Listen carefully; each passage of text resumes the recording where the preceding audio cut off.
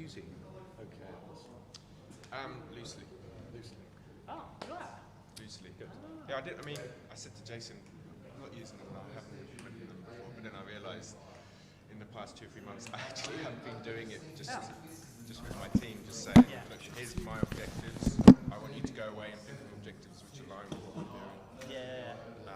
And some little, give us some ways to quantify that. Yep. And that's objectives and key results. So. Okay. Oh, enough length on the cable? Because I think that's a good thing to like get into a bit, right? Is it feeding What's the through? difference between some to-do lists and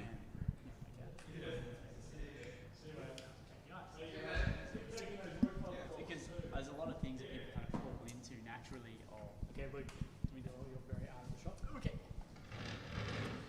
We've still got like 5 or 6 Still minutes. 5 minutes, keep going in. Yeah, there was. All right, I'm gonna have to like So you're going to start by just doing Back to bed. introductions? How's that? Yeah, I'll How's kind it of work? introduce the session. Sorry, Yep. yeah. I'm gonna badge across I'll even more. introduce. Do you wanna That way? all right. Oh, we all need just to shuffle out a bit. And you might want to just come slightly. Right. You need to come this way then. Nice. Oh, yeah, that's a good idea. You've got to come a little bit further. Do you want Got to get really close. put yours down? Yeah? Jeez, mate. Do you want to sit on my lap? How are we doing? Yeah? Okay, so you're pretty good. You can actually move outside of it. Oh, yeah. And then I'll allow people just to shuffle outside. Like go 10 centimeters. Yep. How's that? Perfect. Good? And you move that. That's a good idea. Oh, Yeah. that's a really good idea. Maybe I'll grab Ease another off. beer. So go this way a Yeah. bit. Can I Just grab on the live stream, the Oh, video yeah. is Actually, you online. didn't bring it down. We might put it down here. Is that better? Yeah, I think that's. So I'll essentially introduce the session, what the stream is about, Yeah. and then the topic, what we're going to be talking about today, and then do intros. Okay. And just go around the circle. And I'll do some basic kind of intros. Yep. Does everybody want to introduce themselves as well, or I was just going to do a quick intro. Yep. And actually, Jeff, just to confirm, how do I introduce? So I've got something along the lines of Jeff, apart from is a partner and CTO of Virtual Human, company behind a blockchain-based horse racing platform. Yep. And Jeff also manages a highly distributed and remote team of developers. And Testing. experimenting with the OKR system. Yeah? And Paul, I've got, you are the MD of 80/20 Solutions, a provider of modern-day workplace solutions. Modern workplace. Modern Workplace solutions. Yeah. Okay. Of modern workplace solutions. Yeah. And Paul's been you've implemented performance and management solutions in organisations ranging from 8 to 2,000 people. Yeah. That'll do. Yeah. That'll do. People get a fact check. Cool. And then essentially, things that we're going to be talking about is like the things that I kind of sent in that document. Well, this is the document, but essentially talking about as people are going back to work, and I was going to point to you a bit in this because that's what you guys do essentially, is help people, companies transition to remote work. And now that they're going back, people are going back to work, there's this kind of hybrid nature. And so what are some of the problems that organisations might face in that? Yep. And then so it's kind of like looking at the problems around that, especially because hybrid, some people are there, some people aren't. Yeah, so we'll talk about some of the lessons learned in making that transition. Some really good things that have come out of the fact that working remotely, we've noticed a big uplift in communication, teams working better, you need to have discipline, But using things like OKRs to set clear objectives and key results has really proved to be very successful. Because you guys have actually seen that it's people are more effective, right? I take it what you're Correct. Yes. Yeah. Yeah. Oh, is that a promo for? Cool. Yeah,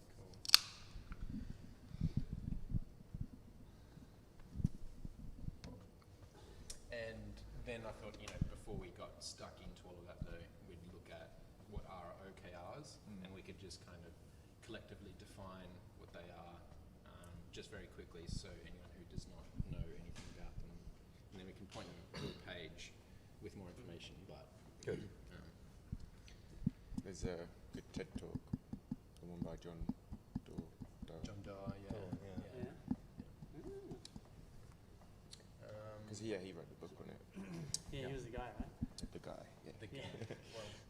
well, Trucker was the guy Yeah. originally. Mm. yeah. That was the management by objective.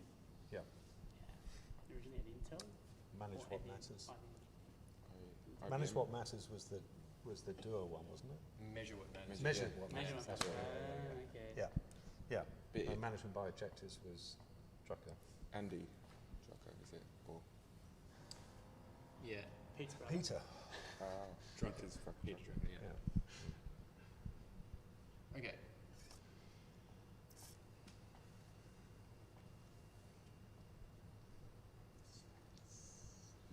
Okay, so I think we're ready to go. We online, Chris? Cool. Go pick up a Oh yeah. minor detail. Okay, we on? All very professional. Yeah. I know, I love this. Okay. Welcome to the stream, the Digital Village stream. The stream is a virtual meetup where we talk about all things people, technology, and business.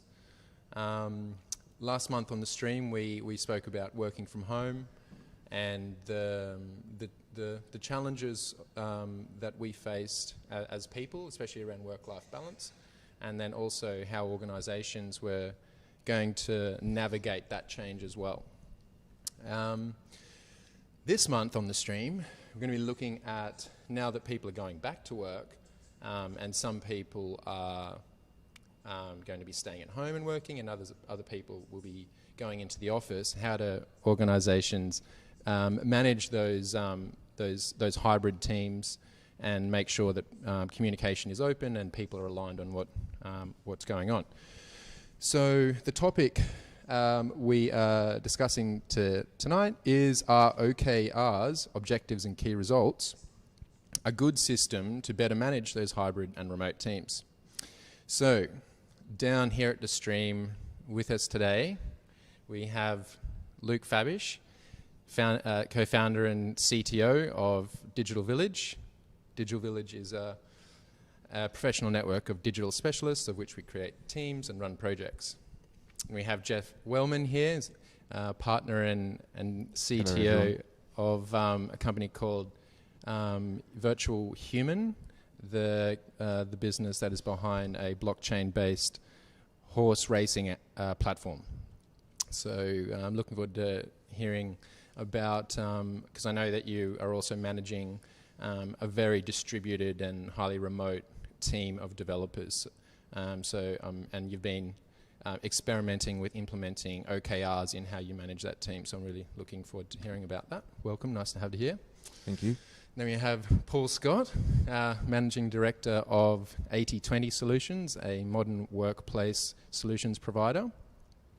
Paul has experience implementing performance and management solutions in companies ranging from 8 to 2,000 people. So it's going to be really interesting hearing your kind of inputs around different kind of goal setting systems and how OKRs can work and maybe where they can't as well. So, nice to have you here. Welcome, to be here. everybody. And my name, of course, is, well, not of course, but finally is Jason Hardy. I'm the co-founder and CEO of Digital Village. And I'll be your host this evening. Okay, are. We are going to talk about what I said before, which is, are OKRs a good system to better manage those hybrid teams and remote teams? But first, it might be a good idea to talk about what OKRs are. So for those who are unfamiliar with them, perhaps you guys want to share your knowledge of OKRs and how to describe that to someone who probably doesn't know much about them? Who wants to go first? I nominate, let's say Paul, since you've had a fair bit of experience implementing OKRs across a couple of organisations. Very kind of you, Luke. A little experience. I wouldn't say a huge amount. So OKRs, objectives and key results. So OKRs have a history that goes way back into the 1950s when Peter Drucker wrote a seminal book about management theory and introduced the idea of managing by objectives. And that then led to a whole movement developing around how you could actually make that system work in the modern workplace. And it surfaced most recently as objectives and key results. It seems incredibly popular now with companies big and small, really. The beauty of OKRs, from my perspective, having implemented a whole range of different kinds of measurement solutions in organizations. During my career in the call center industry, we went around the world setting up call centers, obviously full of people. And you needed to have mechanisms for driving performance and keeping people connected to delivering some kind of an outcome. And in the call center environment, measurement and statistics abound. So there is a lot, they measure everything, literally everything. We've heard, yeah. So KPIs became the principal mechanism for measuring results in call centers, particularly when they became outsourced. And companies were being driven to use service level agreements to basically determine whether or not they were getting a good result. Mm-hmm. And then I think as call centers tried to become more differentiated, they started looking for other mechanisms that were more outcome driven. So how they could deliver a better customer experience and what that actually meant. And that's when OKRs begun to come on the scene in my industry. And people started to recognize that OKRs were really good at trying to create a kind of a top-down and a bottom-up way of incentivizing and motivating people to deliver outcomes and results. So what I've been doing in the last 2 or 3 years is applying OKRs in companies big and small, and using it as a mechanism to connect people to the purpose of organizations. So what I love about OKRs is it's a very simple process. You normally only have 4 or 5 key objectives for an organization when you start at the top level. And you pass those down to your subordinates and say, right, I'd like you to develop 4 or 5 objectives that align to my objectives and my key results. And for you to do the same thing in the next level down. So it becomes a kind of a trickle-down thing and a bottom-up. But the way that they're created successfully, in my view, is when it's done in a collaborative way. So when you actually get teams of people together, get them in a room, show them a whiteboard, show them the objectives for the business, both financial and non-financial, and the North Star, where you're trying to actually get to, and get people emotionally involving in how you're trying to actually achieve those results. Sure. So I think on the surface, it could be quite easy to confuse a KPI and an OKR. But what you've just described is a very, very different process to KPIs, which are initially normally generated by management and then imposed upon teams and employees. Yes. Whereas the OKR process is something that's developed collaboratively. Yep. Yeah. Absolutely right, Luke. Yeah. Jeff, you said you've started using the OKRs kind of almost without realizing it. Is that because they were similar to other processes that you would normally use? Well, as a small startup, I mean, we've been around for about a year. I guess my business partners, we have some really lofty sort of goals and ambitions. And I'm managing the technical team, which is our biggest team, seeing as we are building a software product. And they're also remote and highly distributed, as Jason pointed out at the start. And because of this, it's really important that we get alignment. An alignment from the top all the way down, and that everyone sort of knows the big goals they're driving for every day, as well as what they're working on day to day, so they can make their own decisions. And so, yeah, like you pointed out that maybe I implemented them by accident. And that what actually made you implement them in the first place? Why did you feel that was actually going to be helpful? Or why did something need to change? So it's probably because I've got my business partners are amazing, and they have lots of really good ideas all of the time. And they change a lot. Okay. And for me, it's a way of just getting some agreement and confirmation on direction from them, so that I can really empower all of the dev team to deliver on that. Yeah. And so how have they been set? Have they come from, obviously like strategic levels from above, but is it based on like the vision of the company and then how you plan to reach that vision? Or is it more kind of operational? It's like we need to deliver, certain kinds of features, or at what level are you setting the OKR, the objectives? Really good question, because when I first started, it was definitely around features. It was like, okay, we need to deliver this major feature. How do we break this down and give, each sort of skill area of the team a smaller objective around that feature to deliver on? Though, as was pointed out, it's meant to be a collaborative effort. And on reflection, that wasn't as collaborative as it could have been. So now it's more about, okay, where do we want to be, as opposed to what do we want? So where do we want to be could be, we want a seamless onboarding experience for our customers. And that could be an objective. Well, it is an objective that I'm putting in place. And then I open that up to the team and ask them, what can they do to help us move towards that? So that's how you kind of involve them in the decision making. Yeah, I mean that's the next stage in my accidental OKR implementation. Yeah. So what's really interesting about this, Jeff, is what you're describing is a lot of the principles that we use when we're doing agile software development. It's all about defining what's the problem you're trying to fix, what's the outcome you're trying to deliver. Yeah. So it's the objective and the outcome, and that fits beautifully with the OKR framework as well.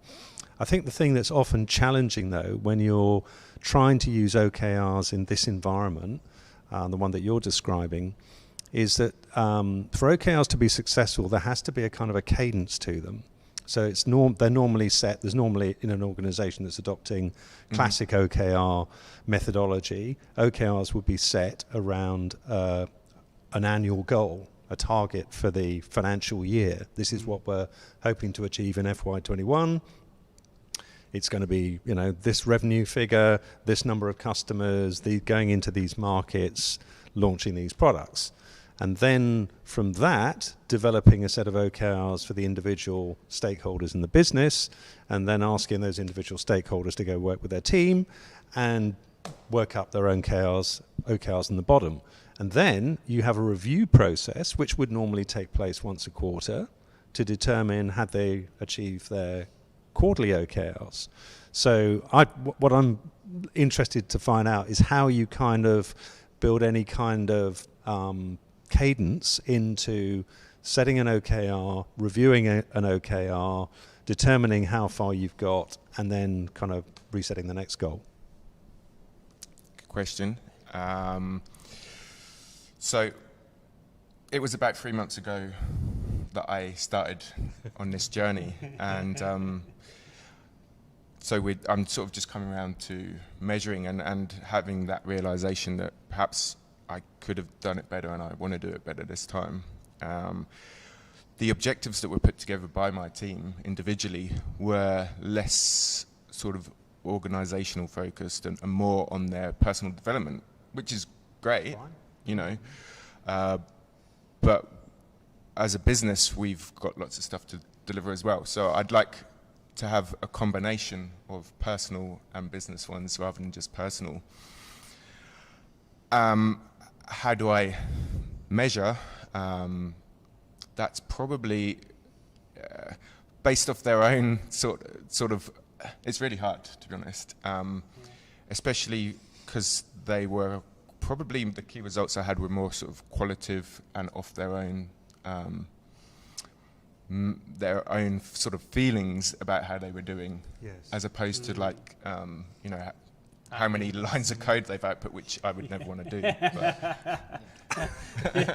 So there's a magic phrase that I've discovered, because we had the same problem when we were setting OKRs with some of the members in our team, which is when they come to actually write the key result, if they can't quantify it, is to use the expression "to the extent that."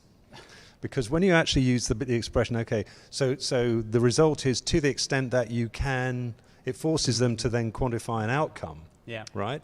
And it kind of gets the brain engaged into this view that, okay, so if I give a qualitative answer here, I'm going to have to tell people what that means, right? Rather than a quantitative answer, which is, okay, have we achieved that particular measure? It's easier to determine that it's either achieved or it's not achieved. But if you say to the extent that, then it kind of causes you to have a qualifying statement behind it to match up to the qualitative objective and key result. can you give me a specific example? Okay, so let's looking for things to So it might relate to customer experience. You know, I'm going to develop this feature, and it might be a feature that doesn't have a kind of a tangible endpoint because it continually evolves. But to the extent that the user will be able to move to the next step without having to go back to user notes in order to determine whether or not they've completed something. So there is evidence that something's happened. Would be an example of it. Thank you. Yeah, that makes a lot of sense. Yeah. So for onboarding it, for my big objective. There you go. To the extent of a user purchasing their first NFT. That could be it. That could be it. NFT is a non-fungible token on the blockchain. By the way. Look, we all knew that. We all knew that. For the wider audience as well. Sure. No. I guess the main thing is it bringing it back to it being like a binary result, right? That's like one of the main It is, about yes, and it may not be specifically related to the thing, but it's measurable. It's measurable. It's a byproduct of it. Well, if that hadn't happened, I wouldn't be able to do that. Yeah, very cool. Okay, so that's probably a pretty good intro to OKRs, I feel. So one thing that's happening at the moment over the last, and you've certainly seen, you've been 80/20 have been had a lot to do with helping organisations go from purely in-house to working remotely. That's what you guys have been doing a lot of, I know. So, and now everyone's starting to go back to work, and there'd probably be like a mixture of, say, hypothetically, 50% of people back at work, and then 50% like, actually, no, working from home is pretty good. I might just keep doing that. And because also there's, I've read a lot, and that a lot of organisations are finding that working remotely has actually worked better. There's been more productive. Have you found that? Definitely the case. So, yeah, we work with a couple of large enterprise clients who had to move very large workforces to work remotely very quickly. And I think there was a huge amount of concern about the impact it was going to have on performance and their ability to manage people effectively. In both instances, it was remarkably painless. The biggest challenges were around their individual technology setups at home. And people having sufficient space to be able to get their PC and have their phone there, or be able to have a degree of privacy to be able to conduct phone calls, etc. And the evidence from the customers that we've been working with is that actually once people had established a kind of a working routine, they had a good setup, they had a good routine, they had a strong communication with their colleagues in the office, not in the office, but working remotely. Once they got into a routine and a cadence of working in that way, they were incredibly productive.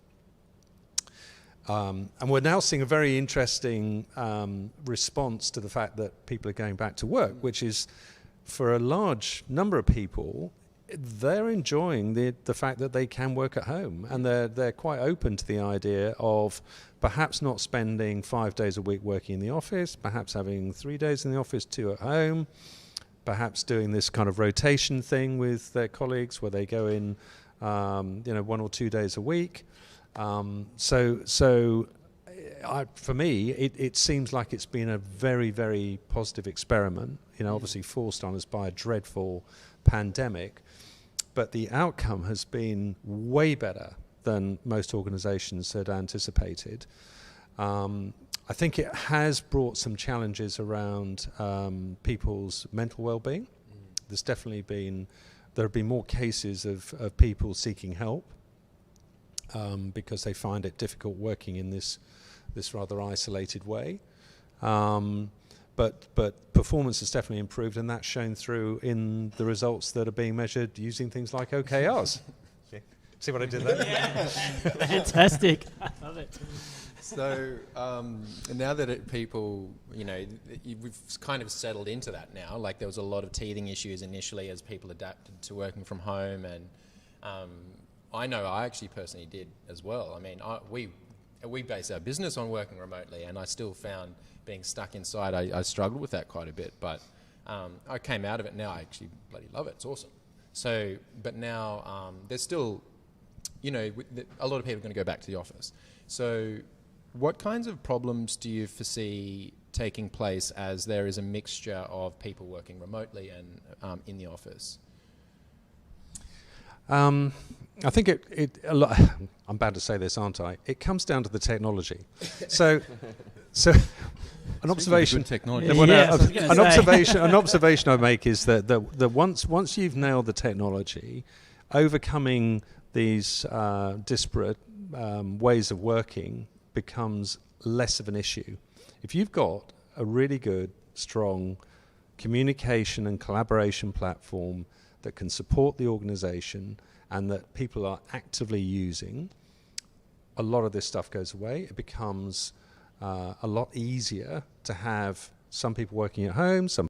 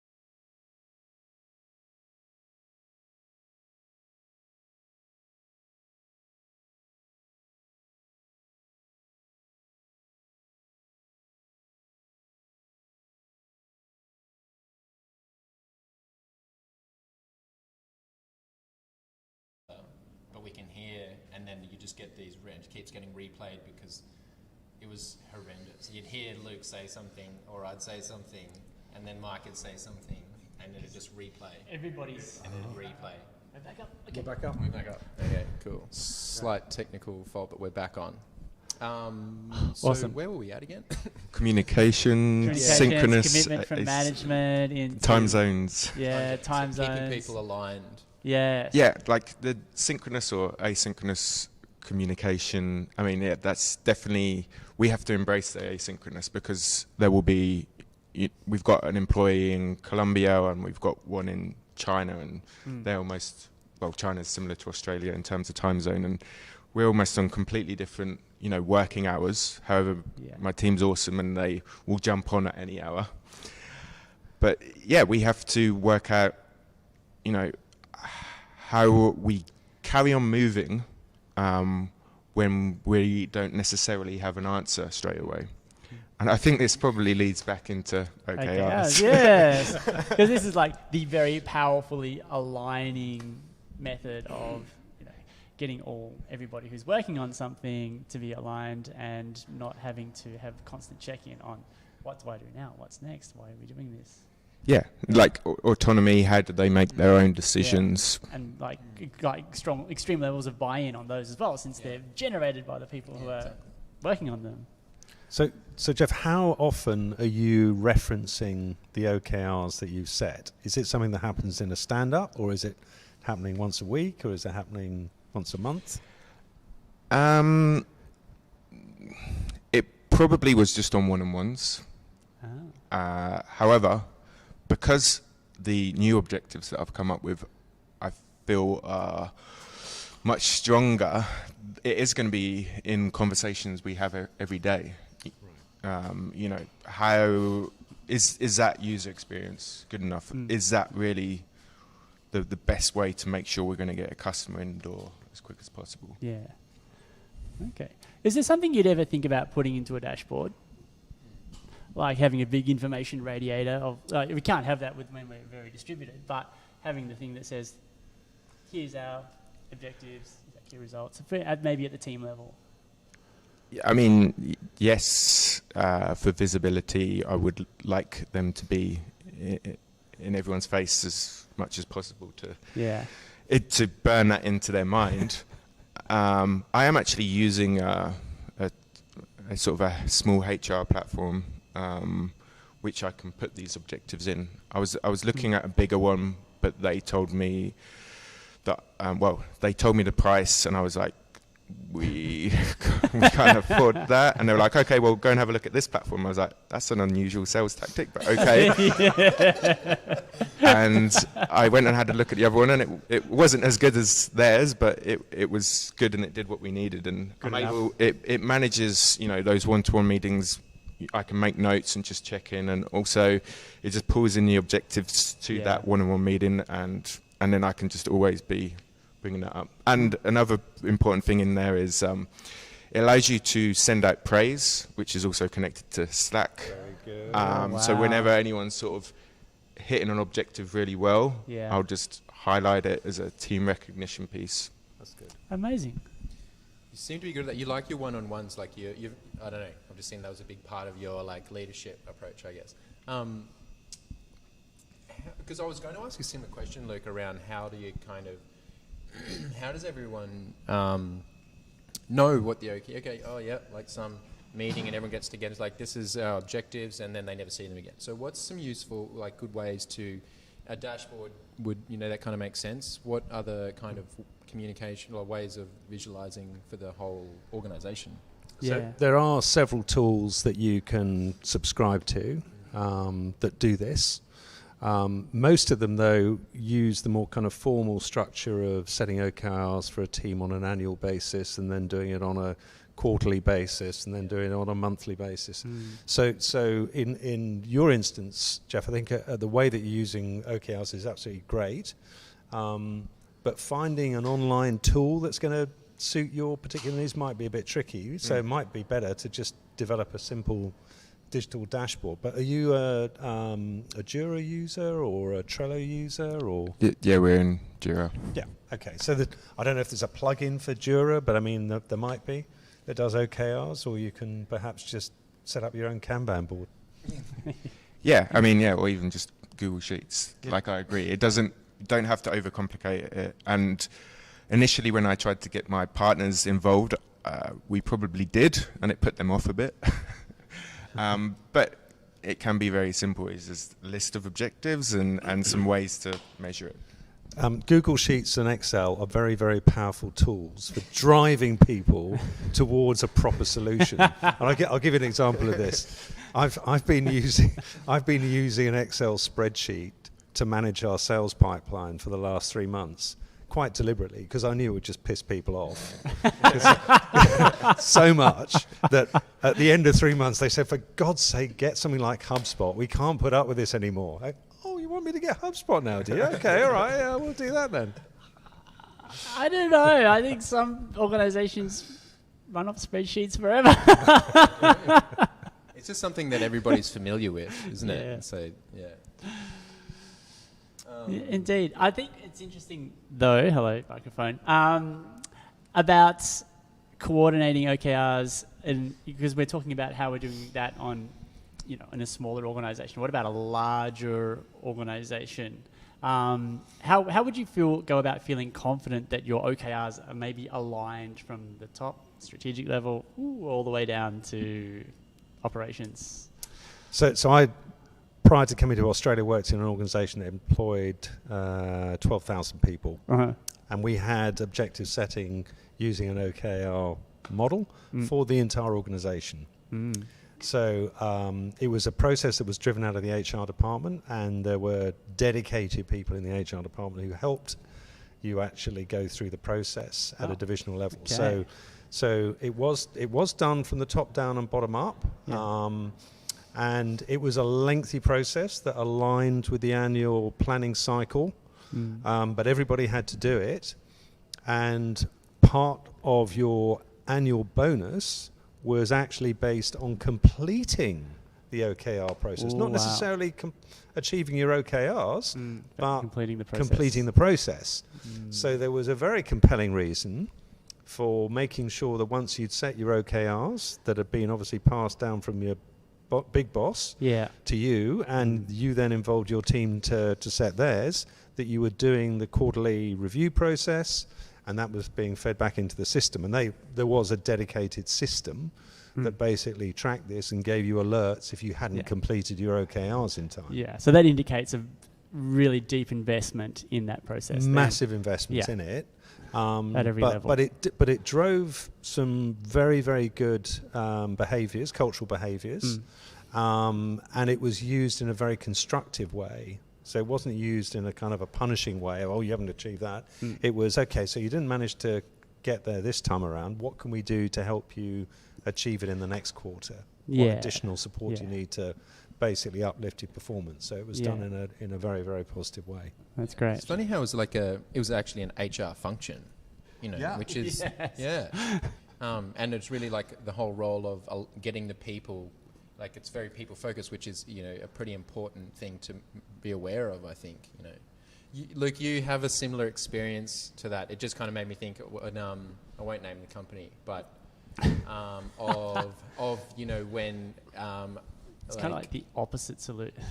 Well, sorry. I guess like where objectives can go wrong when they're not made correctly, or how the results of them. That was more around a KPI-driven process. Oh, okay, right. Yeah, and certain KPIs being set up with bonuses attached to them, which were based around employee engagement.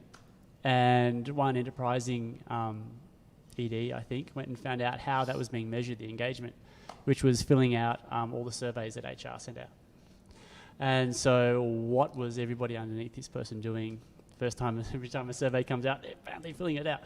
So they were gaming the system. They were gaming the KPIs, that's right.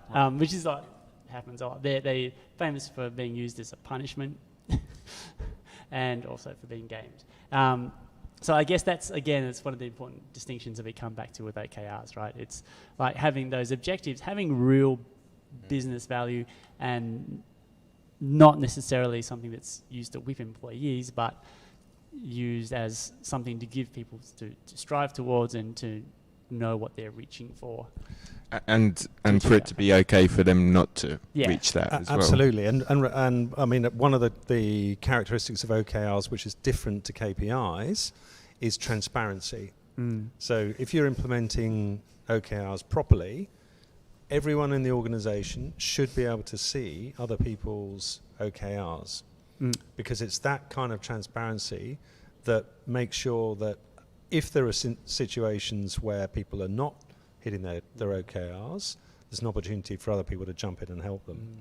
So it drives a much more collaborative approach to achieving outcomes than KPIs, which tend to be it's all about me. It's all about you, the individual, you know. Yeah. OKRs seem to have a bit more soul to them, as opposed to like a KPI, where there is intention or like there's a real purpose behind an objective, as opposed to just a measurement of, of whatever it might be. So yeah, and I guess that's one of the things that I am really attracted to about OKRs is especially like in a cascading model where there might be one particular vision or focus at a whole like company level that everyone, if they really believe in that vision, then everyone can see the things that need to happen in order to achieve that. And I really like that about OKRs because it's very simple and a simple way for everybody to understand. If we do this, then we assume, I guess, that it will result in achieving this mission or whatever it might be. They're much more adaptable and flexible as well. So give you an example. One person in our team, a month after they'd set their OKRs for the quarter, had to move from one role to another. So basically was not going to be able to fulfill their OKRs for the quarter. So the other members of the team, seeing what this individual was being asked to do, said, oh, well, actually, I might be able to pick that up and add that to my OKRs if he's got to go off and do that. So that basically provided an opportunity for somebody to step in and help another member of the team. Now, you wouldn't get that with a KPI. You can't imagine, somebody said, well, we're going to hand you the quota from this salesperson to that person. You just basically double my quota. Okay. How does that work? Yes. And that's also because with OKRs, it's quite anti actually attaching any sort of bonus to them as Correct. well, right? It's not about individual performance per se. Yeah, it's a collective intention of like, I like that about it. Okay, so I feel like so that's the way of using OKRs internally. Like teams there's organizational level OKRs, objectives that cascade down into, it might be departmental or team focused or product or whatever it might be. And it is shown to be a very effective way to align internal teams on achieving whatever they need to do. I want to talk about possibly applying that same approach, but to external teams.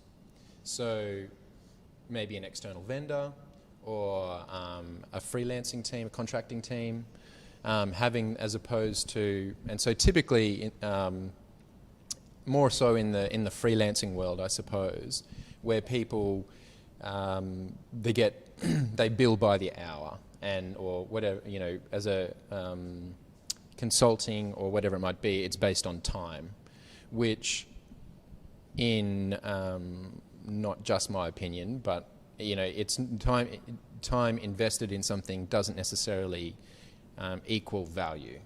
So if I put 5 hours in, does that mean that I'm going to reach a particular outcome? No. I can spend, if I'm good at what I do, I can spend 1 hour and reach the same outcome, but I make less money for it, so it doesn't make sense. So what's a better way to engage someone in achieving the results that the company actually wants to achieve? If they can engage, if they set an objective and put a price to it, is that a possible kind of way to engage an external party? So I'm kind of interested to hear about the 3-week side of things, if that's all right, because you guys are very outcomes focused. Yes. Yeah. So I don't think OKRs would ever have worked in 3 weeks. Okay. Because the 3 weeks method is very predicated on highly skilled people being able to produce very specific outcomes, having total clarity around what the objective is or the problem is they're trying to fix, the outcome that they're going to deliver, the key features and functions that have got to be in it. They'll be able to work that out in their own heads and know how quickly they as an individual could do it. So, and their reward, by the way, is predicated on delivering the outcome, irrespective of how long it takes them, right? So if they screw it up, it's on their time, they're going to have to put it right. On the corollary of that is, if they're able to do it in half the time, then they've saved themselves half the time, and they're still going to get paid the same amount. So, the reward system that was developed in our business was totally predicated on delivering the outcome for a customer or an end user. What is that thing we're going to do? And that's what we're going to reward people for, not the number of hours that they put into it. So did we need to have an OKR framework to basically achieve that outcome? No, we didn't, because we kind of boiled it down to a very simple process of just understanding those 3 things. What's the problem we're fixing? What's the outcome that we're going to deliver? What are the features and functions that are going to get us there? And the last thing is, where's the user? Because within 36 hours, I'm going to have some working software I need to stick in front of that user to see how they use it, and then start iterating on that, because it's, that's what Beyond Agile was all about. It's still a model where it's like you're contracted to the outcome. Like, I guess the difference is that it's quite top down, right? Is that development team isn't necessarily involved in the development of that outcome. It's like, here's the outcome that we want. So you put requirements in, and then we get the features out. And they don't deal with requirements. No, so that's the other thing. That's the explanation of the thing that the feature. They are very deeply involved in delivering an outcome, and very deeply involved in interacting with the end user. So avoiding any kind of dilution or misinterpretation of what's the thing we're trying to do here. Yeah, it's what that user's just told us they want as an outcome, as expressed by the user. That's exactly. Exactly. Yeah. Absolutely. But that's what goes in, and then the feature or the implementation or the expression of that comes out, and then that's what, as you say, they're rewarded for. And so that's quite a transactional process. It does feel a little bit transactional. But it's that's not what it feels like in reality. And I'd say it's actually very. It's got a strong kind of human component to it. There's an emotional component to it, which is, here's a problem. How are we going to solve that problem? Well, we want to make sure that we deliver this as an experience at the end of it. Okay, got it. Let's see what that looks like. Okay, so the reason that's kind of interesting to me is that you've got all these people in a room together working towards a particular outcome, and then the team goes away and delivers, their first version of the outcome. But still, that's not a situation where OKRs, if you are not going to be appropriate, because, what's the because there? Because you don't know what an increment. What is if you're doing software development in this form. You're not going to have the finished article at the first iteration. You probably won't have it at the second either. No. Maybe not at the third. Yeah. So, yes, you could apply an OKR to delivering an outcome from a solution standpoint. But it seems a little bit kind of over-engineered for the way that these guys were working. Yeah. So would that be a kind of a signifier for a way of working or an organisation that would not be suited to adopting OKRs? Yes. Yeah. Okay. Because I think that's one of the big questions, right? Who can everybody do this? Is it going to suit every organisation? And clearly, you would say no. I think if you've got a very strong underlying culture, a very connected, intellectually connected group of people, in this team, perhaps of 10 people to begin with, overlaying any kind of performance framework, management framework, would have been not enjoyed by people. They would have regarded that as this looks a little bit corporate. Sure. And unnecessary, because if they're continuing to basically exceed people's expectations and deliver amazing results, why would you want to start introducing a mechanism for measuring that thing when the outcomes they're producing are almost superhuman? It's Amazing. almost like they kind of. I'm trying to think. It's probably the analogy that was often used with these guys was it's a little bit like for people who are not used to working with them, turning up at a practice session with Olympic Games competitors, and finding out in the practice that actually you're just instead of being an Olympic runner, you're a sort of a weekend jogger. They don't. There are things that or almost unsaid that were part of the way they did things, which made it possible for them to produce extraordinary results. Probably seems like a bit of a unique scenario. So I wonder when is OKRs actually when does that make sense for an organisation to adopt, and when maybe might it not? It seemed like a very people-based thing, where a cultural thing, I think it is, but I think Jeff's situation is an interesting one because right. he's it's a young company just starting up, has got a phenomenal vision of a product that they're going to produce, and they need some structure around it, particularly given the distributed nature of the workforce.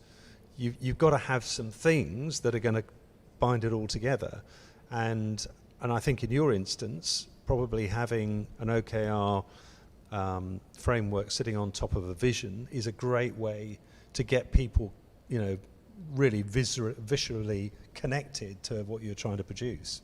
So it probably works really well in that situation. Yeah, and there's probably, because I found it interesting when you sort of referred to it as a corporate framework. But there's probably different levels of implementation in terms of how in depth you go, and also. For me, there's it's quite a flat organisation as well. There's here's our objectives from the top, and we're literally turning them into a second tier of objectives and key results below, and that's where it stops. Yeah. Whereas in a big organisation, that tree of objectives might be tenfold. Yeah, it could be 3 or 4 layers deep. Yeah.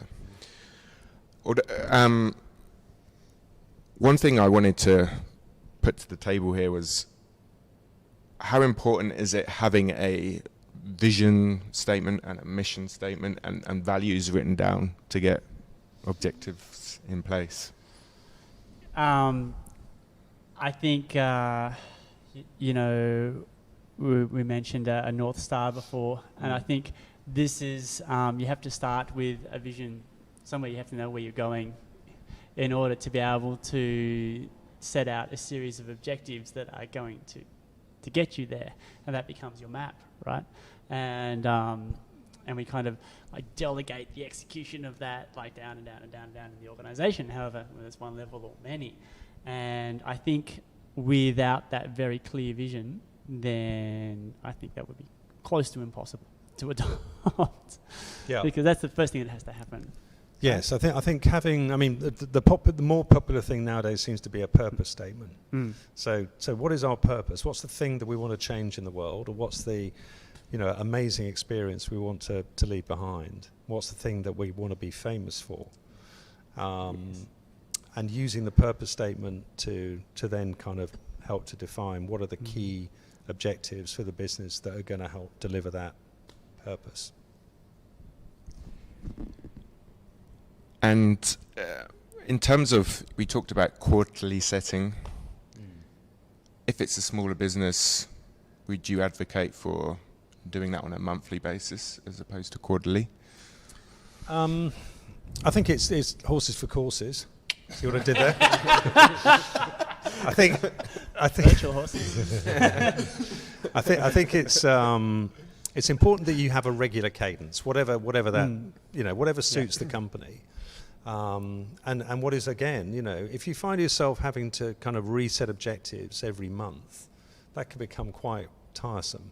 Yeah, it's hard work. It is, but if you're doing it on a quarterly basis, we're using OKRs on a quarterly basis, and that seems to be working. It gives people sufficient time to properly engage with the objectives that they're trying to achieve during that period of time, and to start seeing progress month by month. So, run a review process once a month, perhaps during a quarter, to say how we're getting on, and where you can see people are not quite getting a percentage of an OKR achieved or a key result achieved that you expected, then where you need to be applying help. Whereas if you're doing it on a monthly basis, you're going to be spending all your time basically working out what I need to be doing to push all of these individuals to achieving their own individual key results in that month, and that could be quite a handful. Yeah, but I also think maybe they're going to be different for a small organisation, but maybe a startup versus a services company. A startup's naturally going to have like shorter cycles because they're going to be getting feedback more often. I think it is important that they kind of roll up to an annual objective, a launch, or to achieving a certain volume of sales over a period of time. So you've got to give yourself a bit of runway. Yeah, I guess I asked that question because as a startup, there can be pivots quite regularly. Exactly. I was gonna say the same thing. It's like in startup land where things can just change like that. Like, do you stick to your objectives, or does how do you make that decision around? Or we stick to the plan, or do you wait to invest in this process until you've got a bit of product market sort of fit and you feel confident about the next 12 months or so? Yeah, I mean, I think it's still whether how deep the objectives go. I think it still starts as long as the vision is not changing. That's kind of the key in my view. It's like, as long as we know where we're going, how we get there can change. So even if it's the top 3 objectives, I mean, you would assume that they might not change that much. Maybe. Well, I think the whole purpose of them is to have a mechanism for executing to achieve a purpose. Right. So if your purpose changes, then you've got to start again. But I mean, the fact that you've got a clear idea about what your purpose is and where you're trying to get to, then sure, you might say a reasonable cadence for you might be 8 weeks rather than 12, because you might be pivoting once every 2 months. Quick, just a light question just to throw on the table. So what is the purpose of business in people's views? Doesn't it depend on the business? I suppose it the does. meaning of life. I suppose it does, yeah. That's deep, man. That's deep. That's a really good question, Jason. Why are we here? Okay, maybe next time. We are like getting short on. We've got about 5 minutes left. But I did want to chat about one last thing around smart contracts and. To be honest, so I've been kind of like fantasizing about this idea of OKRs being turned into smart contracts and using that as a way of like engaging people in work. And it hasn't really ever made a lot of sense to really apply that technology in that way. But I was just kind of interested to, bring it up and bounce it off you guys, especially Paul, very understand the whole system, goal setting system very well, and being outcome focused, and also experience in engaging teams. And Jeff, you're heavily embedded in the kind of blockchain space and know a lot about smart contracts and how they can be applied. So I thought it'd be an interesting opportunity to have a chat, to raise and have another chat about that. So I guess the first question is, is like an OKR system a viable way to engage an external team? And if so, would it make sense for that to be turned into a smart contract to as a transaction? I think first question, can OKRs be used for an external team?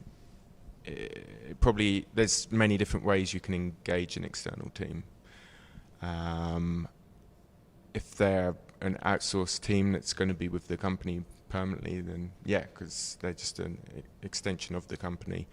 If it's a short-term contract, probably not so much. But that's where the smart contracts might be interesting. I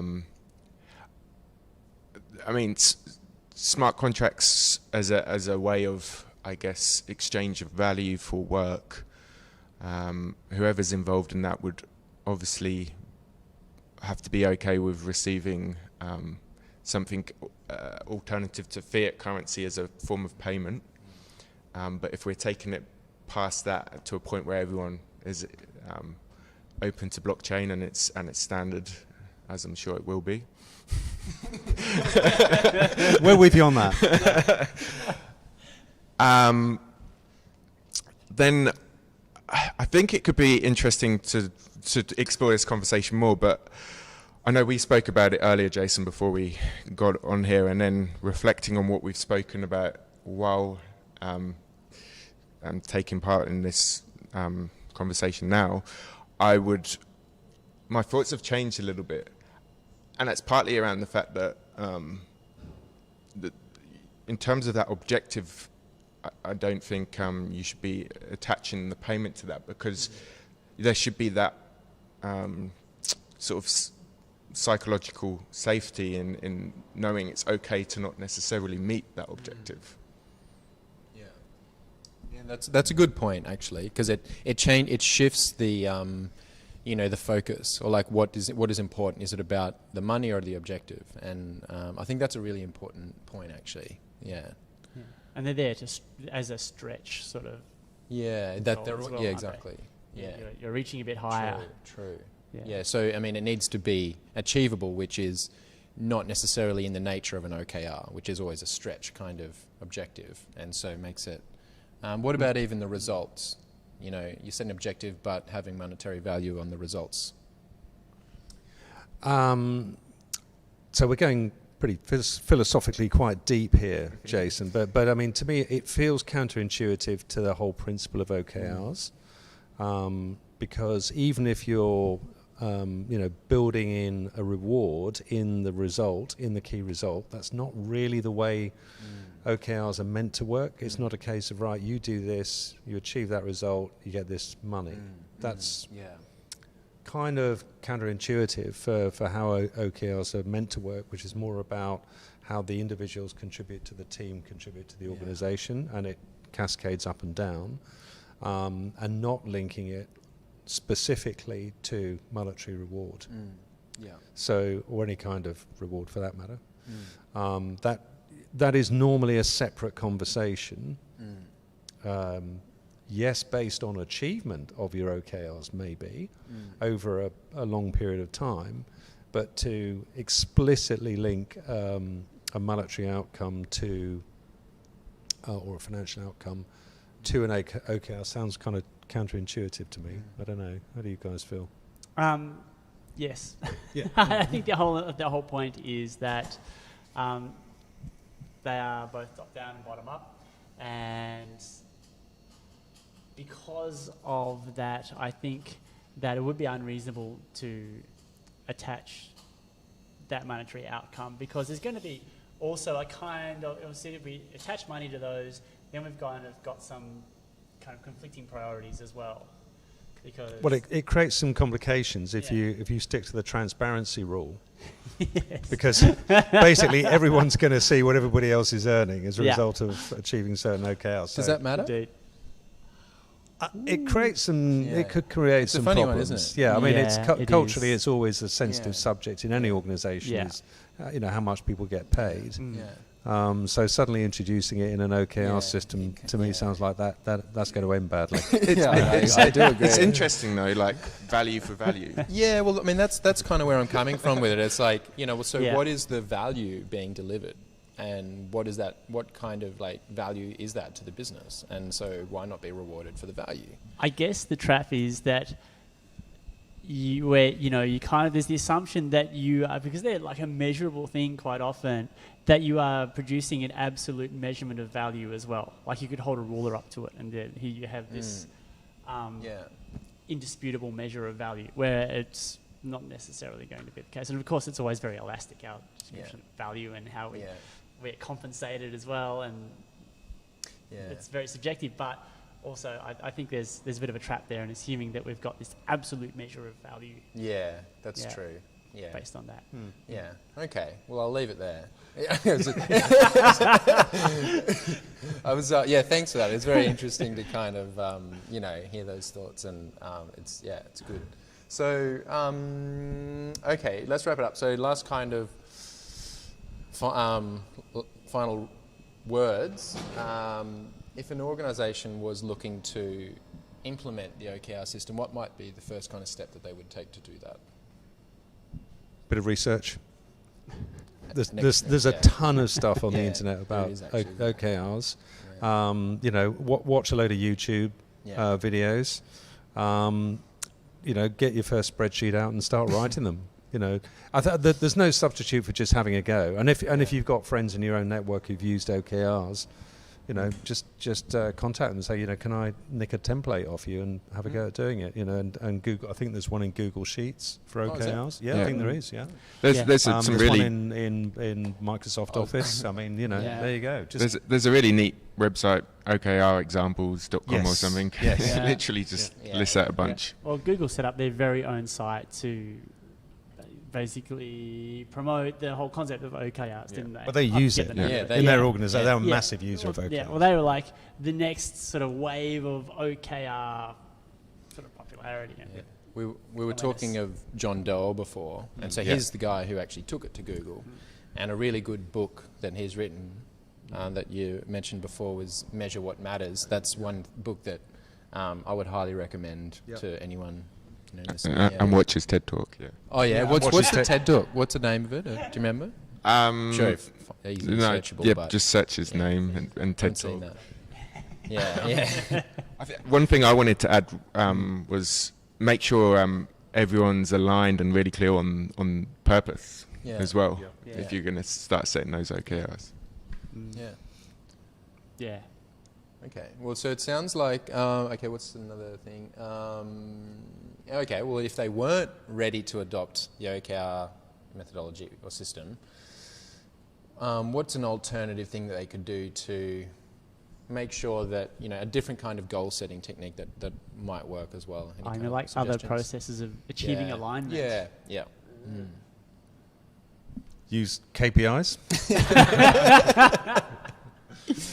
Keep it simple, stupid. Very good. Yeah. Okay. So I think that does anybody have anything else I'd like to add or chat about? Because it's been an enjoyable conversation, guys. Thank you very much. Thank you for bringing us together. Thank you, Jason. It's been a real pleasure, actually. So, what was the kind of takeaway for you guys? In terms of maybe OKRs. I've got some lessons from it, especially around smart contracts. So maybe that's not a viable kind of thing. But I feel like a company having purpose is a key part to forming meaningful OKRs. It seems like that was the kind of real sense from the conversation. Everyone in the organisation having alignment with each other and where they want the business to go. Yeah. Purpose. Yeah, I think having a purpose and a deep level of engagement across the organisation. Otherwise, it's a non-starter. Yeah, and actively promoting it internally, transparency, sharing with other people. One of the observations I make about the first time we completed OKRs was a huge difference in the quality of the OKRs that were created. And what we had to do was basically assign one person in the team to help other people, coach them on how to write a good quality OKR, so that at least there was some consistency across the piece in terms of content and the way things are being expressed. But that also helped to create the alignment thing. So, asking people who may not be brilliant communicators to write their own OKRs can be a bit of a stretch. So the fact if you can find somebody in the business who's good with words, who can basically sit down and mentor and coach people to help them write their own OKRs, is a very positive thing to do. Amazing. Yeah. Sure. Cool. Well, again, thank you very much. And also some other thanks. Thank you to this thing of ours. Chris, behind the scenes, you've done an amazing job setting all that up. Thank you very much. And then also to Work Club for the awesome space you see behind us. And I think that's all for now. Yeah, so we'll see you next month. Thanks, everybody. Thank you. Thanks, Thank guys. you. Thanks.